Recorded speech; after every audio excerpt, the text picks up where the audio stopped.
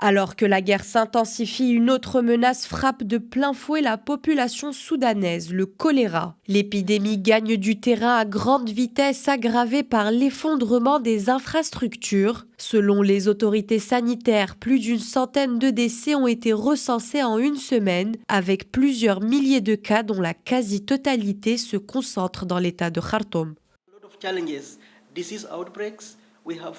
Le sud du Soudan est confronté à de nombreux défis, épidémies, inondations, déplacements de population et à présent affrontements dans le Haut-Nil. Tout cela entraîne une augmentation des besoins, des demandes d'activités et de services médicaux. Nous demandons aux donateurs et à la communauté internationale de venir soutenir le sud du Soudan.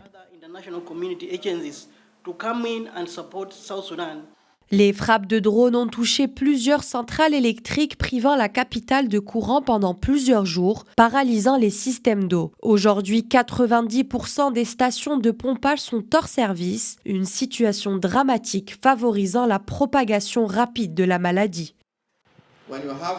Lorsque vous avez le choléra, cela indique que certaines choses ne vont pas bien. Et quand vous développez la fistule, c'est que les conditions de vie sont déplorables. Il n'y a plus aucune stabilité parce que vous pouvez avoir des centres de santé, vous pouvez avoir des équipes médicales, mais lorsqu'il n'y a aucune stabilité dans le pays, comment les gens vont atteindre ces centres de santé ?